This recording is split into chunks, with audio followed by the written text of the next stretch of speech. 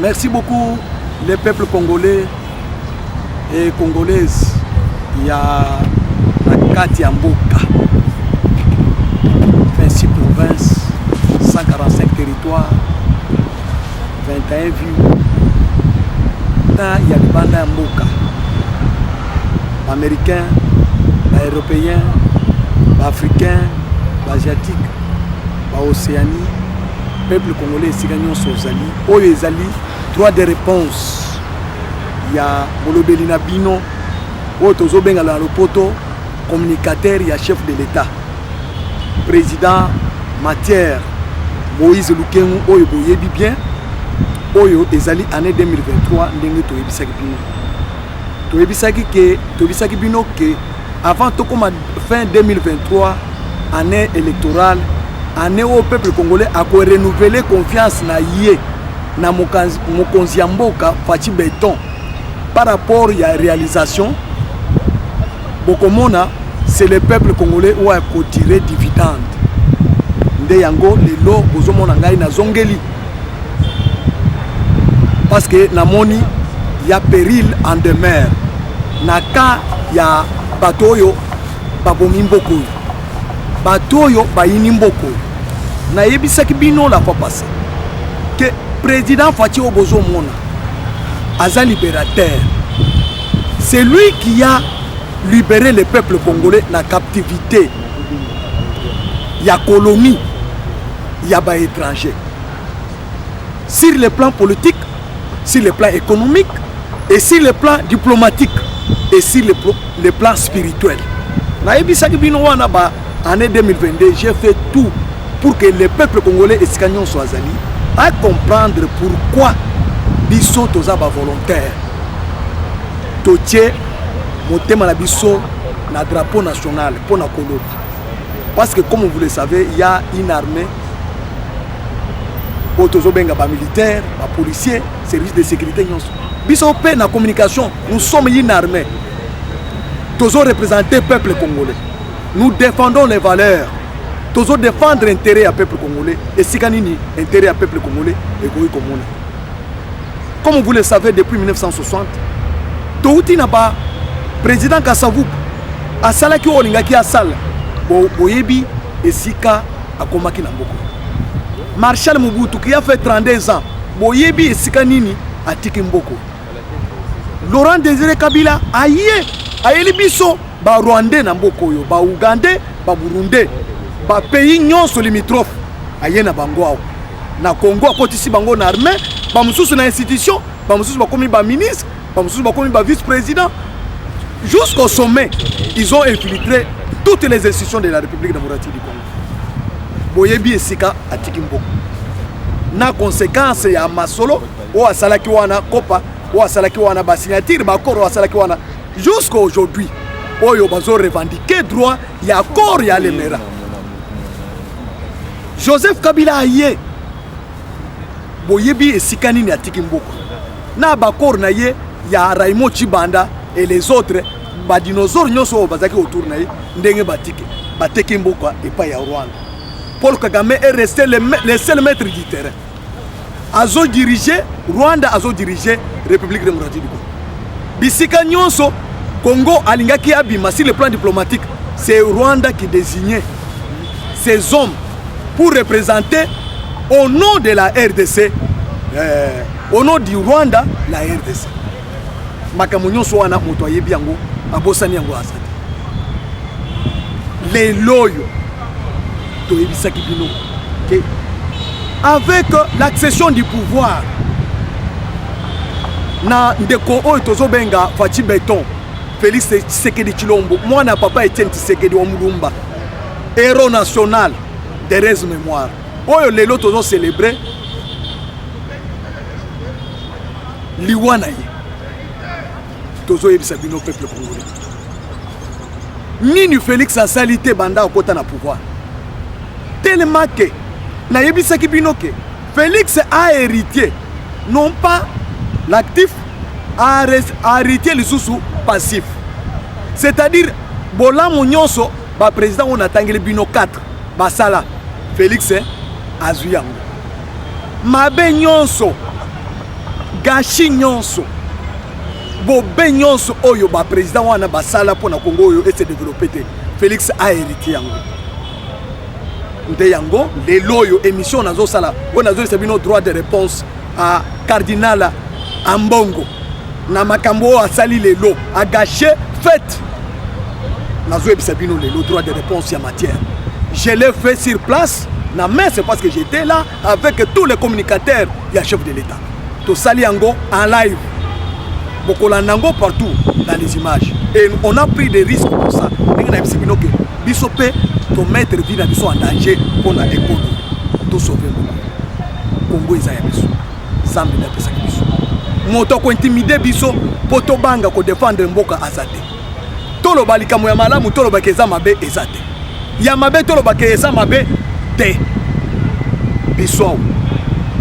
votre frère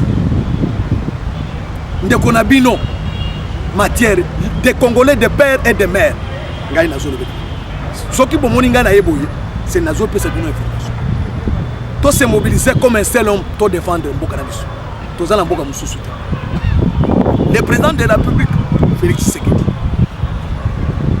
akoti na mboka akuti mabe nyonso basala na mboka et je vous informe que to zala ki na indépendant mais les tozala indépendant notre pays ne pouvait pas être sous l'embargo et batiki embargo bakisi lisusu notification mwana mboka Félix Tshisekedi il a lutté par tous les moyens il a dépensé l'énergie il a fait tout ce qu'il fallait faire embargo elungwakate esali nini notification elungwakate esali nini maintenant nous sommes un pays indépendant voilà l'indépendance sur le plan diplomatique.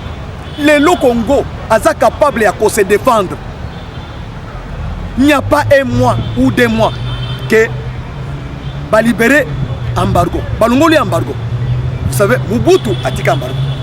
Kabila le père a tika embargo. Kabila Joseph a tika embargo. C'est le seul président Félix Tshisekedi sur sa bonne manière de faire la diplomatie à libérer devant l'ONU, Assemblée Générale ya ONU. Il a pris le risque, il a pointé les doigts. Nabaoyo, bazo mettre Congo à genoux. Biso tozo mona Rwanda, tozo mona Uganda, zokande derrière Uganda na Rwanda, mama ya soso azana kati ya zungu. Parce que pas na biso balobaka, soki omoni mwana soso atondisi zungu, yeba ke na se wana mama na ye azali. Nde yango bomoni secrétaire général ya ONU Antonio Guterres azoloba ba rebelle bazana minduki koleka même ONU koleka même armée nationale ya FARDC. Ah peuple congolais mwana Etienne azana musala mwana Etienne bobe nyonso ya bato oyo ba dirigeant mboko bao ba piller mboko ezana mapeka na ye esengeli ye a redresser Libulu munene, il fallait abimisa Congo sur l'espace. Bato bamo na Congo. De yango wana bomoni. Kozo ena e pouvoir. Je suis sur le plan diplomatique, non, indépendance diplomatique. Bomoni, hein? Notification ici.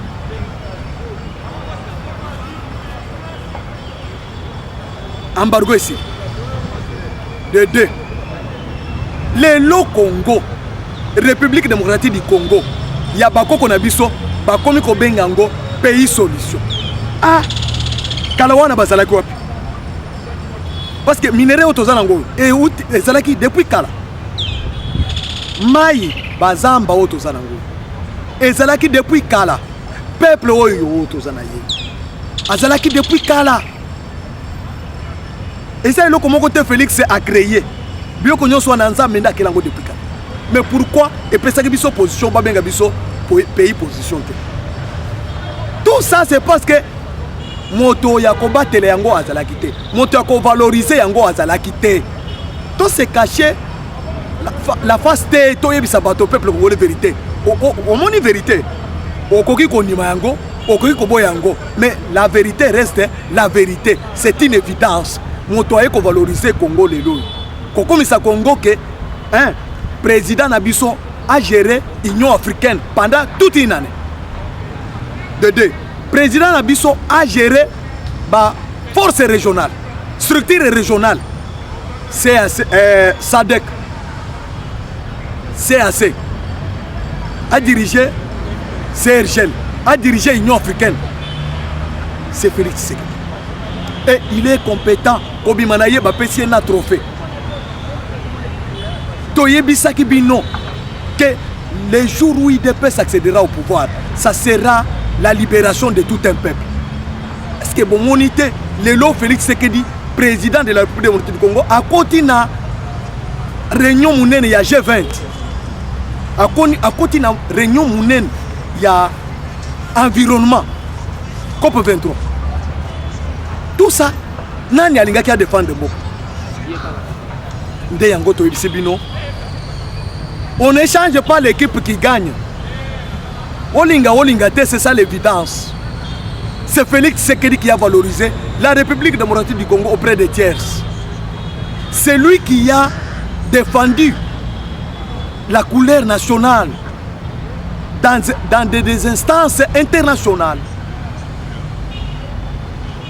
Les loyaux, tous les pays du monde entier, des grandes puissances, ils ont un regard fixé sur la RDC parce que Bamouni, il y a un correspondant valable, interlocuteur valable.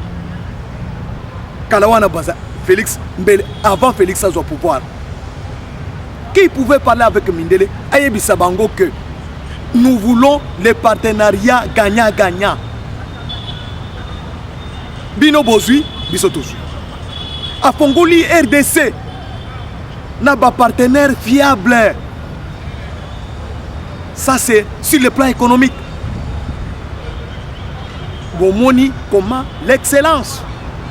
Ministre, il y a finance, il y a Tshisekedi.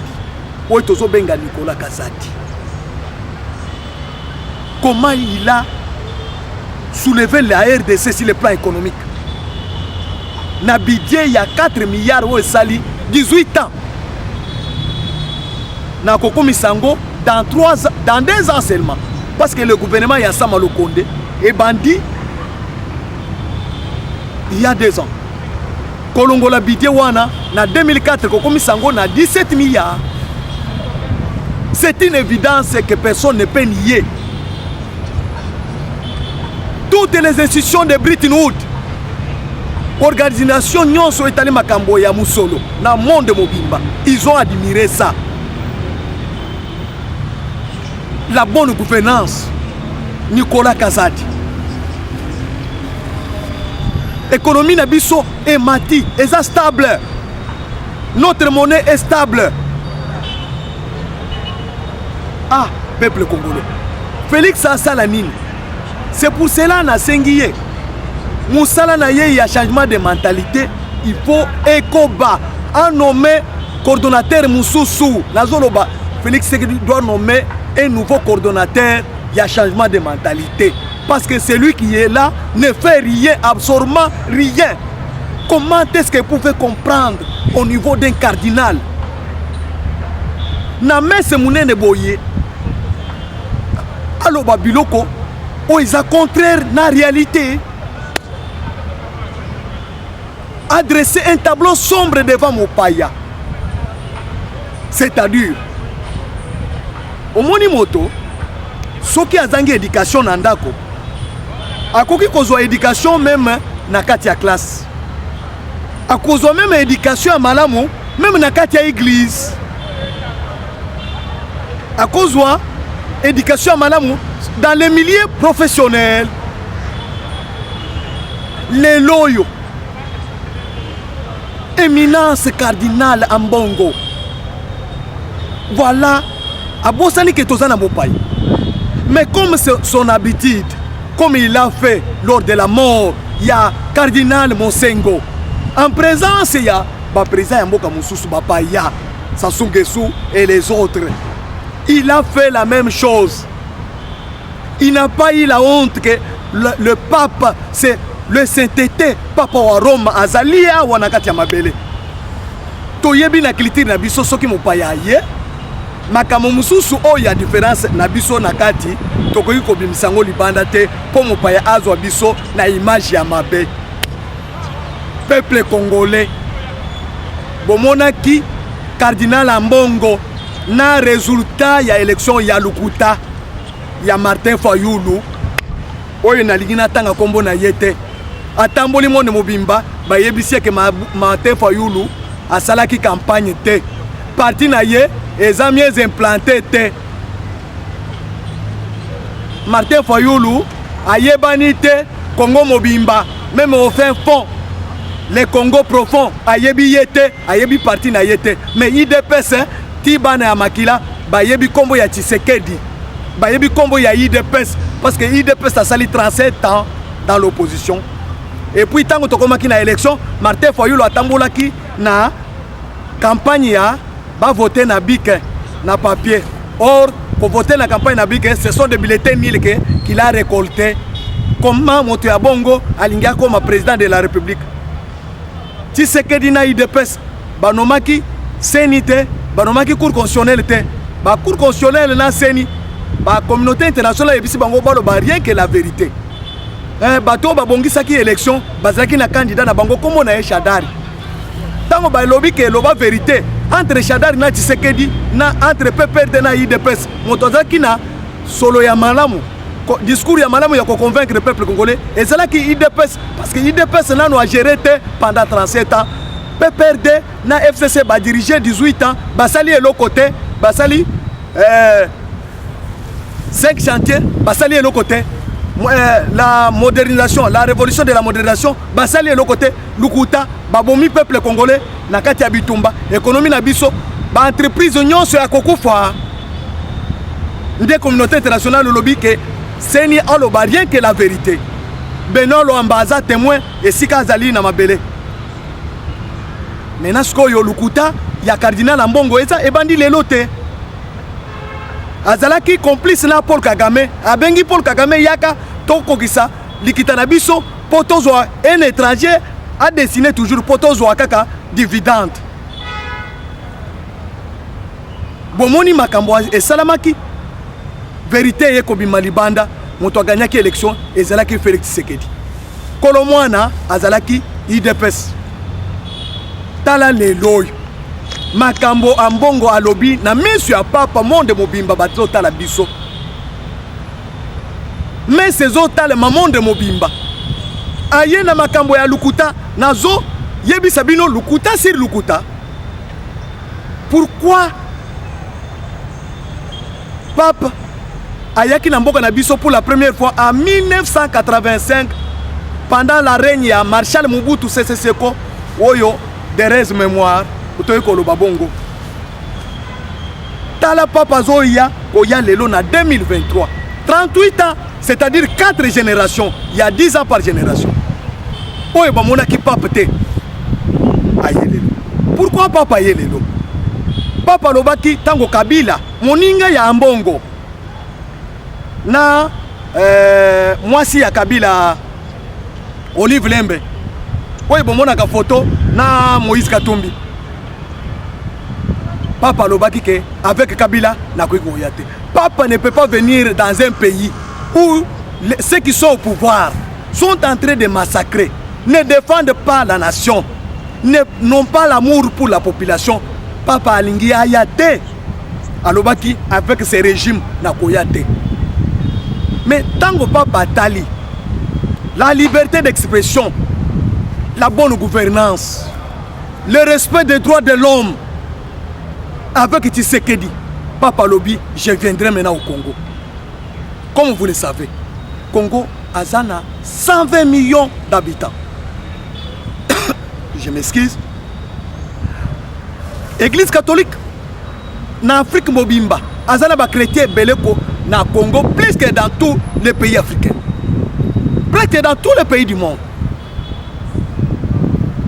Ils ne pouvaient pas abandonner ce peuple-là, ces fidèles. À l'obi, il fallait pour na mboka wana naya komona ce qui pouvoir en place azo respecter droit de l'homme, azo respecter azana bolingo pona peuple naye.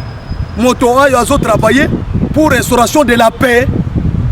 Comme vous le savez, Félix Tshisekedi n'a jamais pris les armes. Mais bato oyo église catholique akei kosala bango cop babundisa moto oyo amemi mboka apesi Zambe. Bomonaki messe oyo oyo esalamaki na stade de martyre oyo président de la République amemi mboka atie na maboko ya Nzambe. Ambongo azalaki te. Si c'est le premier président ya kozwa mboka na biso kopesa maboko ya Nzambe. Mais ambongo aboyaki yango. Tala lelo. Papa honoré invitation ya président de la République. Oyo abengi yeke papa yaka obéir mboka. Comme un vrai serviteur andimi ayoki kolela. Parce que mboka ndenge tient Tshisekedi ayebisaki biso, les poissons commencent à pourrir par la tête. Moto oyo azomema mboko oyo, c'est le président de la République. Olinga te ambongo il fallait comprendre. Moto azoteka mboka, image ya mboka ya malamu, c'est le président de la République. Mais ce qui est président de la République, ozo reprocher nani. Qu'est-ce que Félix n'a pas fait? Président de la République Fatou Béton, le secrétaire général de l'IDPS Augustin Kabouy, le premier ministre Sama Lokoum, le président de l'Assemblée nationale Mbosoko Diakwang, le président du Sénat Tozo Senga Binobo. Bon soutenir le président de la République. C'est lui qui porte les œufs. Banguna toyebaki ke baza musika. Zokande banguna baza na kati yako. Soki lelo yo Kagame akomi kolela kipelekese akomi kotambola bitambola tambola. Azolela aza tranquillité. Économie ya Rwanda ekufi. C'est parce que moi na mboka Félix Tshisekedi azui mboka na maboko na ye. Azo travailler pour l'intérêt ya le peuple d'abord. Nde Kagame aleli. Kagame tour ya Kabila. Zokande azwaki ba contrat sur les dos des minéraux, les sous-sols congolais. Kabila a tekela qui est à salir passe. Amongo a salé un problème. Maintenant, Félix Tshisekedi a yeko défendre Mabele Nabiso, na sous-sol Nabiso et servir la bonne répartition, la redistribution, la richesse nationale congolais yonso azwa par na ye. Les loyo, na quoi bisabino makambo Félix Tshisekedi a sali depuis qu'il est président de la République, depuis 2018. Les loyo bana bazo tanga ofele. Je vois l'excellence ministre Tony Mwaba Kazadi. Oyo abundi na ambongo oyo aboyi ke bana batanga ofele. Mais ministre wana bravo. Félicitations excellence. Tony Mwaba. Abundi, il a accepté tout, même d'être sacrifié, d'être humilié. Tony Mwaba abundi de façon que a maîtrisé bana batanga ofele. Enseignants, pas au salaire ya malonga. Améliorer la qualité de l'enseignement. Les frais de fonctionnement, où est 40 000 et comme il est là, 450 000 par une école, il y a 12 portes. Les loyaux enseignants, ils sont traités par les MESP. Il y a Maman Wana Azapuna. Les loyaux. La construction, il y a Baba, na ba école nyonso. Ba construction, il y a nouvelle école. Même les partenaires internationaux. Ba pessier confiance. Ba moni voilà l'homme qu'il faut, à la place qu'il faut. Parce que Félix Tshisekedi, c'est un bon entraîneur. Il met des pions à la place qu'il faut. Les loyaux enseignements, la qualité de l'enseignement, c'est voix. Bana bazo tanga pamba. Même les enfants des orphelins. Bana oyo ba il y a ba soda, il y a la police au Bakoufa. Il y a les écoles qui se construisent partout, même dans les camps militaires. Bokene Kandolo, Kanchati, ba hôpitaux Ezakuna. Félix Tshisekedi a réhabilité plusieurs hôpitaux, a réhabilité plusieurs écoles. Allez partout au Congo. Azo sala pona Kinshasa yango mokote, azo sala pona Congo mobimba. Mais pourquoi, dans quel droit, Ambongo a brosser tableau noir devant Pape, devant le monde entier? Le col est un opposant. Le col porte-parole, il y a Moïse Katumbi, Martin Fayoulou, les opposants de mauvais goût. Pour le peuple congolais, il sous posaté. Les lois aux hommes ont la marche. Le peuple congolais a connu qu'on y m'a bangoté. va induire le peuple congolais en erreur. Bakosi peuple, Zokande Félix, c'est lui qui est venu sauver ce peuple. Les lots indépendance, aucun pays ne peut pas franchir notre frontière. Peuple congolais. Nini Félix a salité. Bon, mon inenga zobunda. Armée Nabiso et Zalaki infiltré d'une manière où vous n'allez pas comprendre. Est-ce que bon, monité comment Félix est en train de faire des réformes sur le plan armé, sur le plan sécuritaire. Bon, mon côté. Les loyaux, Tozana, donc la loi de l'habilitation, la loi wana, nano et Zalate, la Congo. Vous voyez comment notre armée est en train d'être équipée. Vous avez vu comment les chefs de l'État, commandant suprême, Tango Beleli, que Bilengue, Basina Mibale, beaucoup en armée, tout défendre, tout ça pendant la guerre, Mungona côté les biso. Bon, moni, engouement, oyo, bagène, de toutes les 26 provinces, n'enga ba telemi pour accéder à l'armée. Bon, moni, en côté, oyo, Zava Moussoussou. Bateau, bazalaki na plan, il y a diabolisation en Boka, il y a côté en Boka, ils ont échoué. Avec leurs marionnettes Kagame, ils ont échoué. C'est pourquoi ils ne sont pas satisfaits. Le Congo se porte mieux plus que hier. Makambo Oyo, il y a liberté d'expression, liberté de tout mouvement, liberté de marche. Le respect des droits de l'homme, c'est Félix Tshisekedi, non? Et vous croyez que si Félix Tshisekedi ne respectait pas les droits de l'homme, Papa Lingaya Namboko, Cardinal Ambongo, oyebisi, papa vérité te, oyebisi que Namboko, ba opposa bakangaka bango lisusu te. Kaka soki ayebi, soki a buki mibeko ya l'État. Oyebisi papa te pona nini? Social. Ah, Félix Tshisekedi, il y a 4 ans, à Koutaki salaire enseignant, il y a 80 000 francs. Les lots enseignants ont touché 300 à 500 000 francs, à 600 000 francs, 700 000 francs, 1 million de francs congolais. Les lots ont créé donc inflation. Fonctionnaire à l'État. Oyo, Wissia a touché 8 000 francs. Les lots, Wissia a plus de 200 000 francs. Est-ce que Ambongo, oyebisi papa yango? Est-ce que yo Monique Lukuta Eza, Moussala Malamou, il y a un serviteur de Dieu? Oyebisi papa que na mboka na biso sikoyo eza différent na oyo Mosengo alobaka que ce sont des médiocres. Les lots soki ozana ata ministre, ata oza chef d'état-major, oza général, oza na député, osali mbeba bazokanga yo. Justice état de droit. Malgré processus eza moulayi, ta eza moulayi. Est-ce que il fallait pour ça papa makamunyo soana? Est-ce que en Bongo vous avez eu le courage? Il y a quoi ça papa que budget oyo sali 18 ans, 3 milliards, 2 milliards, 4 milliards, les lots commis 17 milliards. Est-ce que vous avez ici papa vérité? Mais aux 8 tableaux sombres vous avez ici. Les lots banda belge depuis 1900 avant 1960. Ti les lots. Aucune usine ya mai et Salama Namboko était na Kinshasa capitale. Mais avec Félix Tshisekedi dans 4 ans, tous en a 3 usines à Maï, Awa, Namboko. Depuis que le Congo est Congo, il n'y a jamais eu usine à raffinerie, il y a minerai, Awa, Namboko.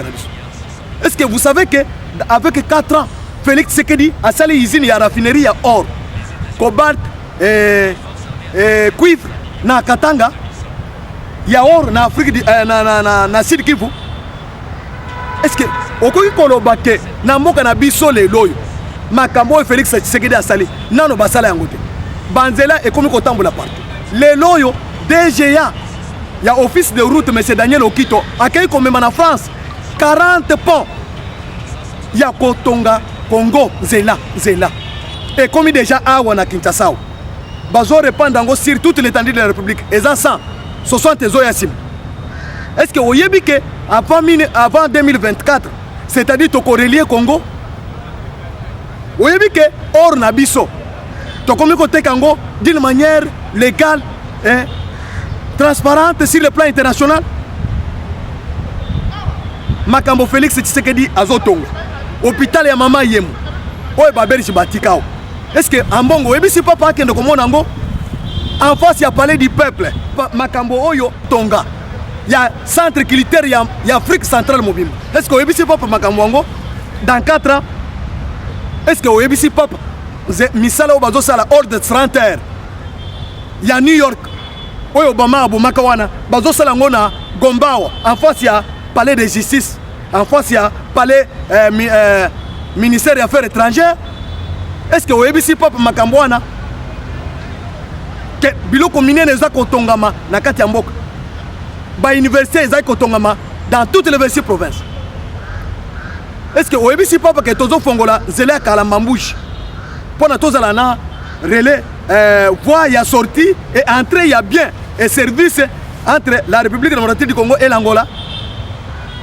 Est-ce que oyebisi papa que Félix Tshisekedi est en train de construire les ports en eau profonde na banane misala ici bandikuna? Est-ce que vous avez papa que Zela ya rail bazo tonga Zela rail pour na relier Congo Mobibi? Vous avez yango? Est-ce que vous avez papa que en tout cas je regrette peuple congolais boyo kelangai nazolo bana motema ezali contre naza contre mototé mais nazolo ba réalité depuis Congo et Congo boye bisangai présent nini asia organiser élection na mboko yo.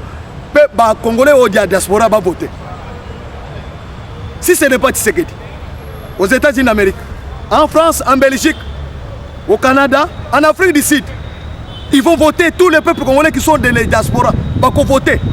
C'est une innovation pour Félix à Fongoli. J'ai na ba Congolais nyon soisika bazali pas participer na voie électorale. Boye bisangai papa asia organiser élection na mboka nini. Papa aza président ya Rome. Akoy ko s'interférer dans makambo élection ya bamboka mususu. Sinon notre pays n'est pas laïque. Est-ce que makambo ndengo wana esengeli to yebisa mbongo na miso ya bato? Peuple congolais botunela ngai ya mbongo. Papa sia organiser élection wapi po aloba makambo wana na messe ya kitoko oyo papa sali pour l'honneur du peuple congolais. Il ment devant le pape. Ambonga kosi papa na miso ya bato peuple a yue yo au monisco yo oza politicien oza opposant ozo mérité. Parce que c'est quoi?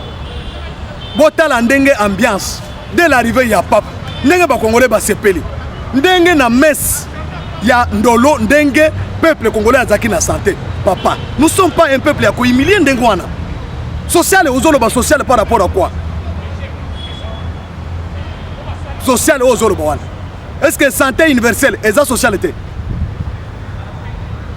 Natunio, Ambong, Yebisangai. La gratuité de l'enseignement que tous les enfants des pauvres, les orphelins, sont en train de bénéficier aujourd'hui. Ce n'est pas les sociales, les transports. Combien de bis au président de la République a sombi?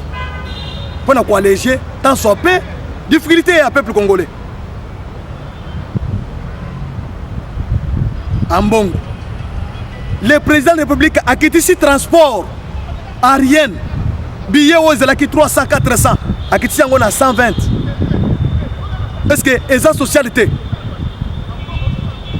L'eau, usine à Maïwana, les socialité pour Ambong. Mais social Ambong à Zoluka, les nini? Parce que Ambong à Zoluka, le peuple congolais a s'épelé. Tant que lobby, que Bana Batanga Ofele, Bapara Bafoutate, na école primaire publique, Ambong Wasilik. Le président de la République Félix Tshisekedi, comme vous le savez, c'est un homme de réformes. Topé c'est temps. Et ça, Bilo Kwebele a inauguré. A inauguré à Fongoli Yango. Misala non facilité. Avant 2024, le peuple congolais saura. A sali réforme sur toute l'étendue de la République, sur toutes les institutions. Félix Tshisekedi. Ndengo la kike, pour renouveler classe politique, une nouvelle classe politique. Renouveler aussi une nouvelle classe religieuse. Pour tous les pasteurs ya Malonga, digne d'être un pasteur. Voilà comment on dit biso na makambo oyo. Oyo papa etienne atika yango. Trahison ya église catholique et kokendeti na niveau. Même na mission ya pape, église catholique na biso eza politique te. C'est-à-dire Tshisekedi asali yo nini en Bongo. La guerre personnelle. Au Monisco yo lukuta et yaka na sincère. Mais vérité yaka malem. Voilà. Hein? Moto asala ka diare. Asala ka mbala moko te. Tala nengo yeko sumba na misu ya papa. Oyebi papa yaki na bato nyonso wana ba yaki pona ko étudier yo. Ba vivre réalité. Au Monisco yo nengo osopi. Osopi, omi sopi. Obimi moto lukuta. Parce que le peuple congolais a ce peuple qui m'a cassé na koya papa. Même papa tango tola azota la bilongo ya peuple congolais. Eza esengo. Tango tozala qui a pris en otage par les Rwandais. Ouais, mon cardinal. Est-ce que papa linga yawa? Est-ce que les lots bazoka na moto na butu? Est-ce que l'opposition est miselée? La liberté sur toute l'étendue des peuples. Félix Tshisekedi a libéré minéraux na biso. Où ezala ki na maboko ya Dan Clerc. Azongi Siango. Ministre Yamine a valorisé les lots mines comme comporter dividendes na caisse, na trésor public. Le lot de la banque centrale est valorisé avec toutes les structures habilitées. CNRF, IGF, avec Ndekonabiso Wanaji la Lingeta Zo Salamou Salamala. Nayebisa Yoni. La jeunesse est valorisée. Les droits des femmes, il est le seul président qui a combattu ça. Pourcentage dans la institution, dans le net dans le gouvernement, 27%. Aucun président, comme Ndakasavou, Mobutu, Laurent Désiré Kabila et Joseph Kabila, aucun président n'a jamais atteint. Maintenant, ce qu'on y a là-bas, on a la nini na Félix Tshisekedi moi na maman Marthe.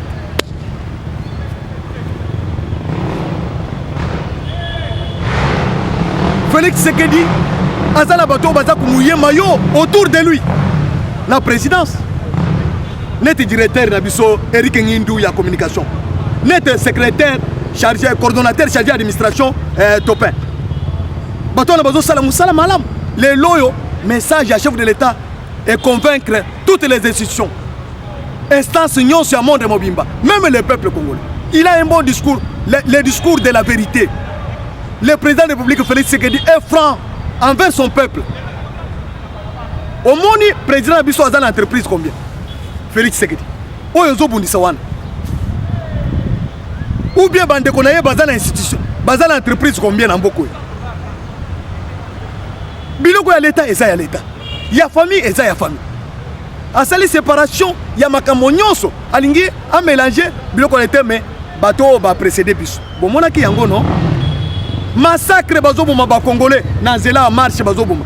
Est-ce que banda président de la République Félix Tshisekedi a su azu pouvoir? Bon moni les choses bazoboma ba congolais na marche. Les Congolais sont libres. Ce que moni ba congolais bazo appuyer chef de l'État Félix Tshisekedi parce que les Congolais se retrouvent dans l'île oyo Tshisekedi azali kokunda pour instaurer un état de droit, une véritable démocratie, indépendance, azo défendre l'intégrité à territoire national. Tala sali réforme na armée a nommé un nouveau chef d'état-major, le général Christian, général Chico, le général Ebele, le général Ebele, Oyo Bazo, na vision, à l'ongoli infiltration, non sur l'armée. Maintenant, il est au front pour le commettre debout Paul Kagame. Bon, mon Paul Kagame n'est pas là. Je vous informe, peuple congolais. Tango Ambongo a critiqué le chef de l'État. Na mission à Pap, Kuna na Est, moto zopela Kagame azali na kolela to récupérer ba territoire nyonso oyo M23 na armée ya Rwanda na Uganda bazwaki. Et bientôt là vous allez voir que on va installer la paix à l'est et puis les Américains viennent. Félix Tshisekedi a lobby azui Cobalt cuivre na biso na lithium poto sala première industrie pour le monde mobimba, il y a fabrication, il y a batterie électrique. Nani a salaka yango en Afrique mobimba. Avec la Zambie et les États-Unis. Nde ozomona Kagame a commis qui peleke ça, azomona na CT. Tout ça c'est si l'initiative du chef de l'État. Armement yé ya kosakanate, nous sommes bien équipés maintenant. Nous sommes capables de défendre l'intégrité de notre territoire. Vous savez comme vous le savez na bisaki bino. Bango bakanisaki ke to sala Tshisekedi guerre a koki ko développer mbokate.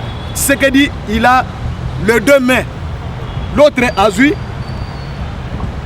Là où il y a maçon, l'autre, il y a l'arme. Il combat les adversaires et il construit son pays.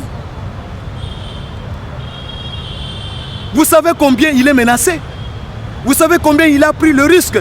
Yakobu na la communauté internationale. Monisco azalaki na mboko. Alobi Monisco tokene na yo malembe. Bon monango te parce que aza bien éduqué, bon monango ke aza na force te. Tshisekedi c'est la force tranquille. Félix Tshisekedi. Il a de bons collaborateurs. Attends la partie Augustin Kabouya. Chingoma. Tosa Obi Kazawana. Attends la armée boye. Général Chico Chantam. Christian, général Christian. Naba généraux nyonso. Peuple congolais. Ceux qui moninga na lobby les loy. Nazalaki sur place na yokinga moko et j'ai réagi. J'ai pris tous les risques. Oye koya eya. Pona mboka na ngai. Bakoyi koteka image ya mabe ya mboka. Liboso ya papa azo diriger monde mobimba. Yebi comment le fonctionnement de tous les pays. Papa tango monique ngonga ekoki po ya ko soutenir ko bénir chef de l'État. Et puis si amongo kanda. Voilà. Les élections il y a 2023. Félix Tshisekedi azokende na bénédiction ya papa wa Roma. Mokonzi ya mbongo. Amongo na yebisioke papa a bénir. C'est que papa a béni, toi tu ne peux pas les maudire. Au Kosi Lukuta, papa a bénir Fati Béton. Zambe a bénir Fati Béton. Jésus Christo a bénir Fati Béton. Lukuta na yo ekeina mai. Tonyati yango, peuple congolais a rejeté. Biloko nyonso lobiwana et ça va opposer eza ya yote. C'est des mots qui a travaillé en vous. Le peuple congolais. Est-ce que les autres va opposer à dans le discours? Tous ceux qui n'ont pas d'opposition, mais les va travailler pour l'intérêt, babana ko bunda pour l'intérêt du peuple congolais. Les autres va dans l'opposition. Tala Moïse to travailler na yeti suka mandat abaluki biso azonge pa Kabila. Vous allez vous rendre compte. Il y a bien nyonso oyo, il y a peuple congolais obopia. Et pas multinational. Oye boteka. Boko rendre compte un jour. Zambala la gâté. Likitanabino contre Fati Beto ezana mai. Zamba si akangi likolo. Awana se peuple asi akangi. Fati travaille pour l'intérêt du peuple. Tozui bino skoyo. Lukutana bino et keina mai. Les peuples congolais voilà. En bref, makambo na bisaki bino na droit de réponse ya cardinal Ambongo. C'est-à-dire ndenge papa azana mboko yo. Azomo na réalité. Papa yebaki ke tableau oyo Ambongo akenda ko yebisa ye Congo ezan mboka moko ya mabe. Maintenant papa moni que non, il y a un changement total. Il y a une évolution. Évolution, développement tokende nango muke. Un jour, même ceux qui Fati assilisi angote, mais moto kozonge la Fati. Fati est en train de remettre le Congo sur les rails. Peuple congolais tolingana. Pas campagne o ya mabe ya division ya mboka tobo yango. Le Congo ne sera jamais divisé comme Félix Tshisekedi a lobby. La guerre qui est à l'est est motivée par les hégémonistes et économistes. L'évidence c'est ça. Mais à lobby que génération Nyonso Ndenge a travaillé. Dans 4 ans, il a travaillé pour donc réunir tous les peuples congolais autour de lui pour défendre un destin commun. À lobby que même ceux qui ont la génération d'hier, d'aujourd'hui et d'avenir, aucune génération n'acceptera pas d'hypothéquer l'intégrité de notre territoire. Même pas 1 centimètre. Il y a coupé ça, n'importe qui que ce soit. On a discours à Félix Tshisekedi devant les ambassadeurs. Azo Bangate. Est-ce que pour tous les gens qui et c'est que la Congolais de père et de mère. Azo risque à boye. Il y a kolobake o tokoli aliéné mboka na bisote na bapaye. Kagame toute l'élite qu'il est en train de mener, c'est pour couper notre territoire. Où est bapesa qui est na Raymond Tchibandana Joseph Kabila na batunay. Toboyang. Peuple congolais, tous se soulever comme un seul homme pour défendre ma belle nabiso. Pour défendre nos forces armées congolaises. Bamampinga nabiso, la police nationale, les services de sécurité, vous avez l'appui de tout un peuple. Nous serons derrière, nous allons mouiller les maillots pour défendre la République. et pour défendre toutes les institutions. Président Bosso, président Bati Lukwebo, le premier ministre Samuel Okonde, tous les ministres du gouvernement Samuel Okonde, vous êtes les zéros. Le ministre des Affaires étrangères, Lutundula, le vice-premier ministre chargé de l'Intérieur, Daniel Asselo, comment il a maîtrisé les sécurités sur toute l'étendue de la République. Les loyaux, bakamona sa pour exater pour congolais pour pouvoir coutumier. Les lois au élection et à Kitoko, vous avez vu l'engouement du peuple congolais pour la s'enrôler. Et puis, c'est double action.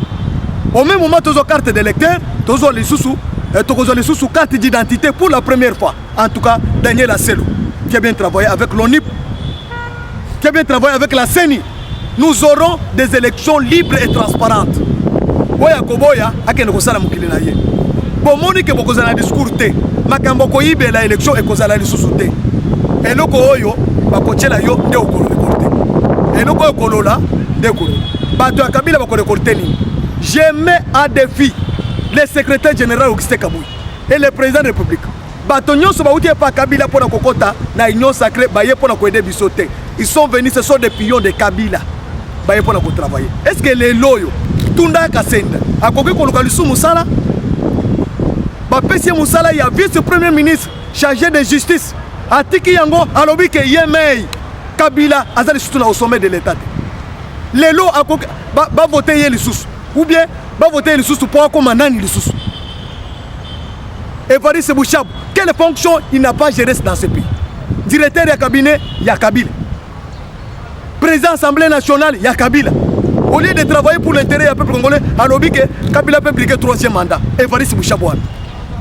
Evariste Bouchabou a bomi comme un sapou, roi. Coutumier, chef coutumier et un peuple kassayen. Est-ce que Moutouana a quoi s'approcher pour salir le chef de l'État? Il vient avec une campagne, il y a Kabila.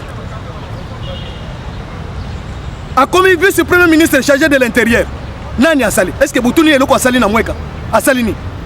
A salini même Zela est zate. Zela ozobi makananga.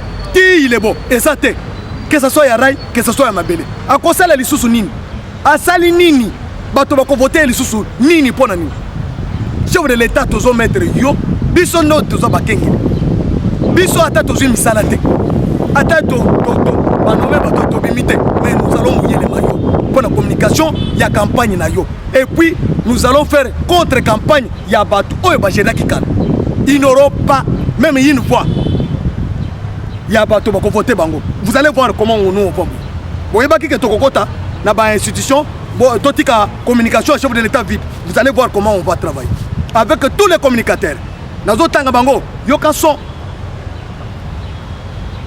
le président René, le président Cholé, le président Moïse, Maoka, tout le monde, le président José Thiam, le président Christian Kabeya, le président Vasco, tout le monde et le président Mandela. En tout cas, na pesimbote na famille ya président Kebano. Ouais, le peuple congolais, que ce soit à diaspora ya Katiamboka, tout ça na moko na biso compagnon d'élite. Ouais, outi kokufa. Akufi na arme à la main Kebano accueilli. Tous les présidents parlement debout. Le président Miyake, le président Gilles Kaloubi et Sikazali. Nazo Sengabino, unité maintenant nationale. Il y a tous les communicateurs, tous les parlementaires debout. Tout s'unir pour tout monter. Donc, équipe de campagne à chef de l'État. Motoye bi kolobé la chef de l'État, madame Korekabiso, Azatene, je vous dis, mes chers amis. Je vous invite à l'unité nationale. Tout défendre le drapeau. Chef de l'État, deuxième mandat, vous allez voir ce qui va se faire. Bato nyonso bayaki na likita mabe. Ouais, chef de l'État a défi pour faire renverser machine à Kabila dans la machine à Kagame. Ils seront remerciés. Et c'est nous les fils de maison qui avons récupéré Babor. Que vive la République démocratique du Congo. Que vive la communication du chef de l'État. Que vive la communication de l'IDPS. Que vive tous les communicateurs et les parlementaires de Bougnonso. Ndekonabino, Matière Moïse. Voilà les droits de réponse. Oui, on a Pessi Ambongo. Deuxième épisode de Koya. Abou Pia.